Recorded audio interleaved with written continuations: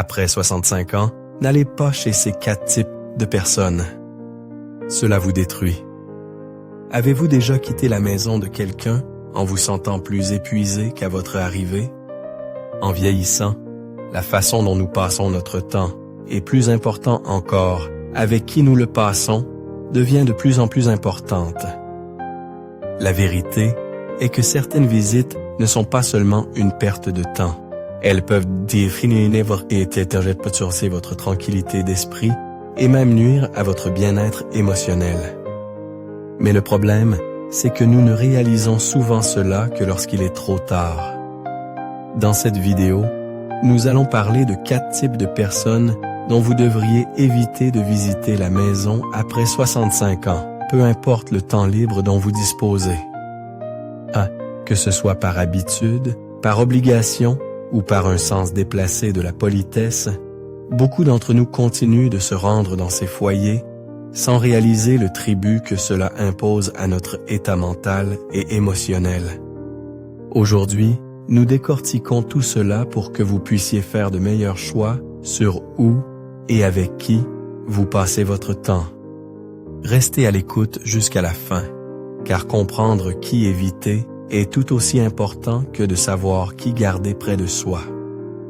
Ces 4 personnes peuvent à parler de sembler inoffensives, mais leur compagnie pourrait éroder votre bonheur et le temps que vous vous en rendiez compte, les dégâts sont déjà faits.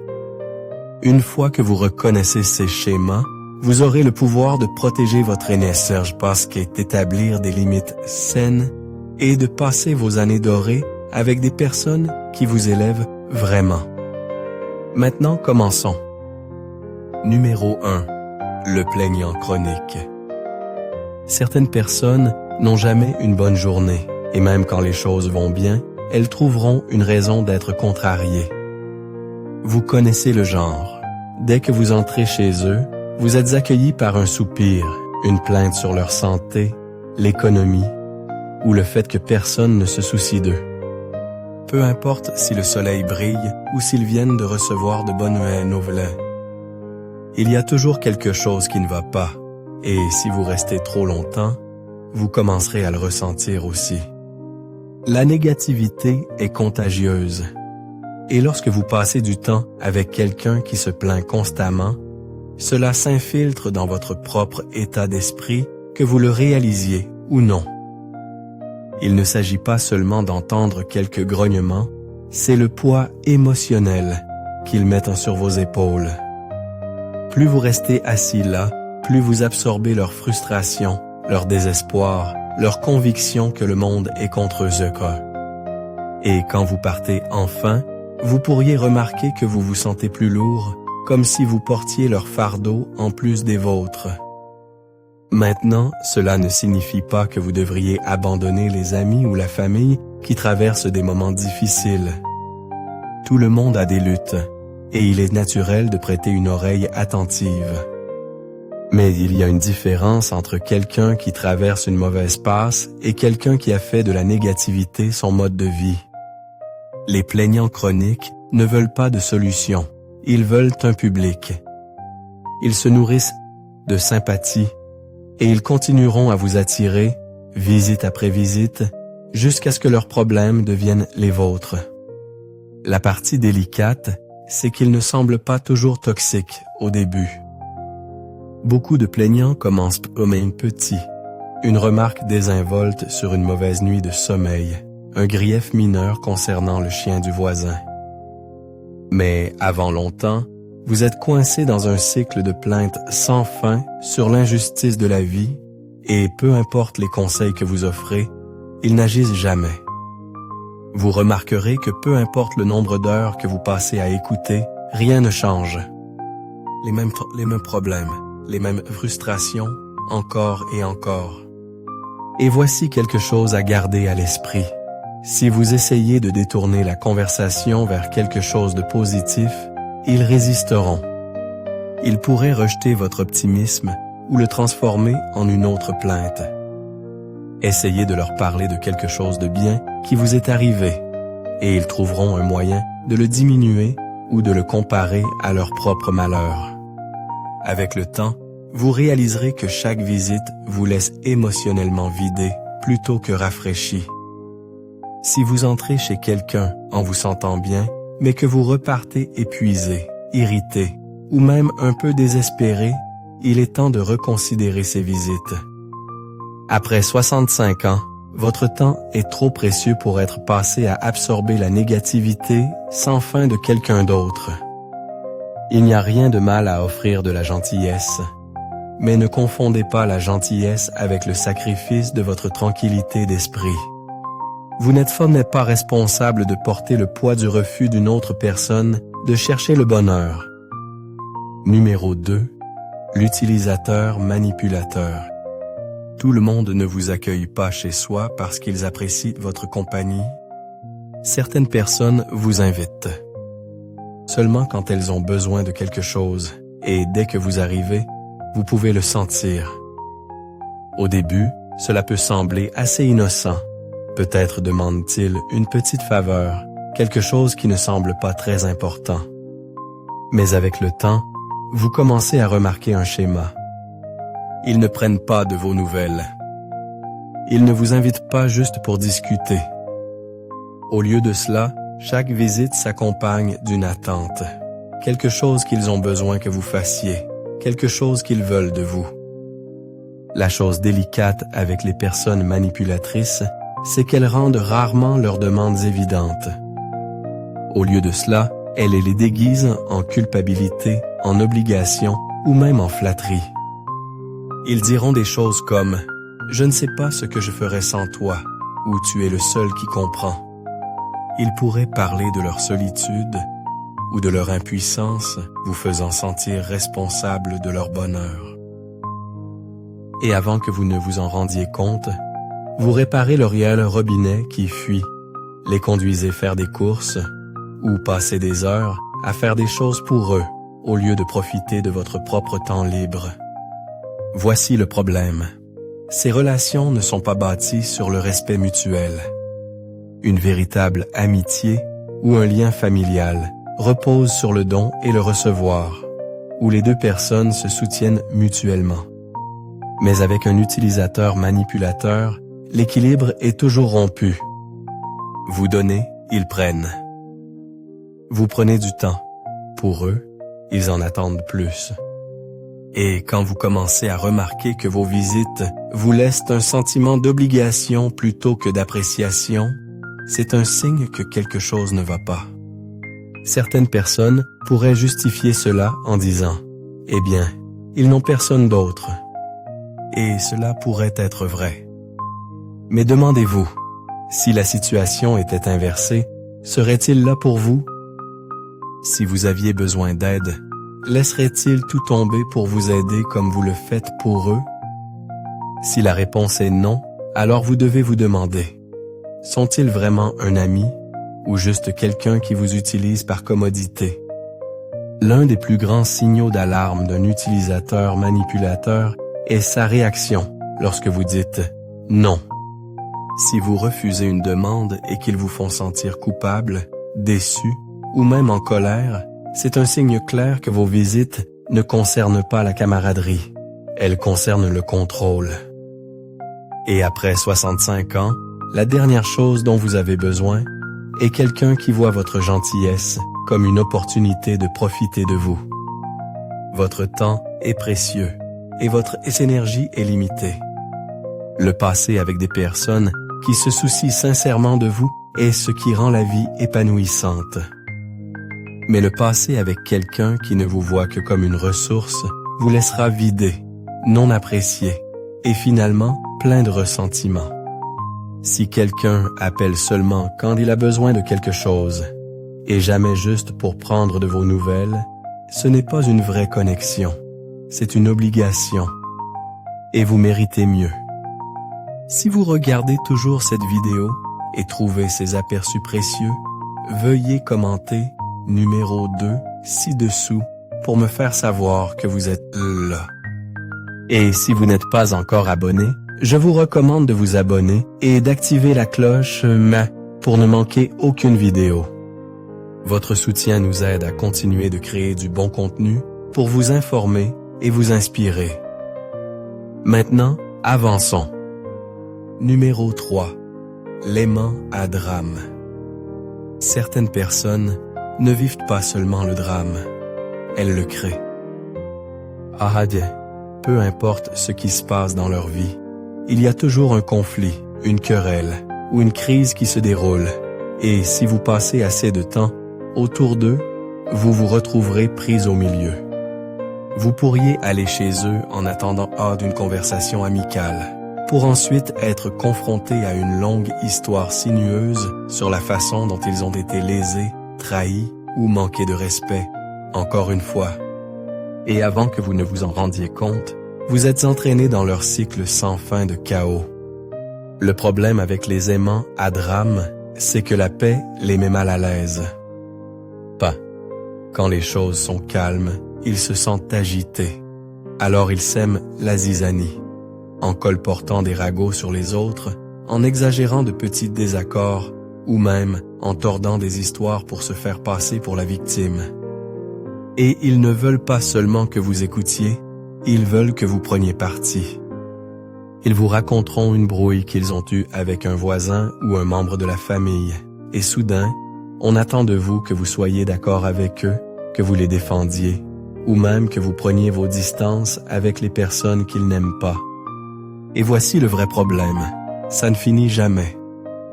Même si vous essayez de rester neutre, ils continueront à pousser, à tester et à attendre que vous choisissiez un camp. Si vous êtes d'accord avec eux, ils vous récompenseront avec plus de ragots, plus de détails exclusifs sur la situation. Mais si vous n'êtes pas d'accord, ou si vous essayez de changer de sujet, ils se vexeront. Vous pourriez même devenir leur prochaine cible. C'est ça le truc avec les gens qui se nourrissent de drame. Finalement, tout le monde autour d'eux est entraîné dans leur désordre. L'une des choses les plus épuisantes en visitant la maison d'un aimant à drame est que vous repartez émotionnellement vidé. La conversation n'est pas édifiante, le temps passé n'est pas agréable, et il y a un courant sous-jacent constant de tension, même lorsqu'ils sont amicaux. Et si vous n'êtes pas prudent, leur influence peut commencer à affecter votre humeur, vos relations et même votre façon de voir le monde. Certaines personnes confondent cela avec la passion ou l'excitation, pensant « Eh bien, ils ont juste beaucoup de choses en cours. » Mais les vrais amis ne vous entraînent pas dans un stress inutile. Les vrais amis ne vous donnent pas l'impression de marcher sur des œufs, essayant de ne pas dire la mauvaise chose. Si la maison de quelqu'un ressemble plus à un champ de bataille qu'à un lieu de réconfort, demandez-vous pourquoi vous continuez d'y retourner. Plus on vieillit, plus on réalise que la paix n'a pas de prix. Et si quelqu'un se nourrit de drame aux dépens de votre bien-être, il est acceptable de prendre ses distances. Vous n'êtes pas obligé d'écouter, de participer ou de prendre en charge leur fardeau émotionnel. Après 65 ans, votre temps devrait être passé avec des personnes qui vous apportent de la joie, pas avec ceux qui vous traitent comme un public pour leurs problèmes sans fin. Numéro 4. Le nostalgique négatif. Certaines personnes vivent dans le passé, et pas d'une manière qui apporte chaleur ou sagesse, mais d'une manière qui les maintient coincés dans l'amertume, le regret et le ressentiment. Lorsque vous visitez leur maison, la conversation revient toujours sur ce qui a mal tourné, qui les a déçus, ou comment la vie a été injuste envers eux. Peu importe le temps qui s'est écoulé, ou le bien qu'ils ont dans leur vie aujourd'hui, leur attention est toujours portée sur ce qu'ils ont perdu plutôt que sur ce qu'ils ont encore. Au début, cela peut sembler une réminiscence inoffensive. Après tout le monde aime parler du passé de temps en temps. Mais avec le nostalgique négatif, il ne s'agit jamais seulement de souvenirs. Il s'agit de revivre les déceptions. Ils évoqueront de vieux conflits familiaux, des trahisons passées ou des opportunités perdues. Et plus ils parlent, plus ils sombrent dans le ressentiment. Et c'est là que ça vous affecte, car peu importe à quel point vous essayez d'être positif, ils ramèneront toujours la conversation au regret. Avez-vous déjà remarqué qu'après avoir passé du temps avec certaines personnes, vous commencez à voir le monde comme elles le voient? C'est le danger de passer trop de temps avec quelqu'un qui se focalise sur le passé. Sans vous en rendre compte, vous pourriez vous retrouver à ressasser vos propres regrets, vos propres déceptions, des choses que vous pensiez avoir laissées derrière vous il y a des années. Et lentement, sans le vouloir, vous commencez à adopter leur perspective, voyant la vie à travers le prisme de ce qui aurait pu être au lieu de ce qui peut encore être. Et il ne s'agit pas seulement de leurs propres regrets, ils pourraient aussi essayer de façonner votre vision de la vie. Ils vous diront que les choses ne seront jamais aussi bonnes qu'avant, que le monde d'aujourd'hui n'a rien à offrir, que vieillir ne signifie que perte. Et si vous laissez ces mots s'imprégner, ils peuvent commencer à ressembler à la vérité. La réalité est que la vie change pour tout le monde. Il y a toujours des choses pour lesquelles être reconnaissant, de nouvelles expériences à apprécier et de nouveaux souvenirs à créer. Mais le nostalgique négatif ne le voit pas de cette façon. Pour eux, les meilleurs jours sont passés et ils n'ont aucun intérêt à trouver de la joie dans le présent. Et si vous passez trop de temps chez eux, vous risquez d'absorber leur désespoir au lieu de protéger votre propre optimisme. Maintenant, cela ne signifie pas que vous devriez éviter les personnes qui ont traversé des épreuves. Mais il y a une différence entre partager des leçons de vie et s'accrocher à la douleur passée. Il y a une différence entre honorer les souvenirs et être piégé par eux. Après 65 ans, vous devriez vous entourer de personnes qui apprécient ce que la vie a encore à offrir, pas de ceux qui ne voient que ce qu'ils ont perdu.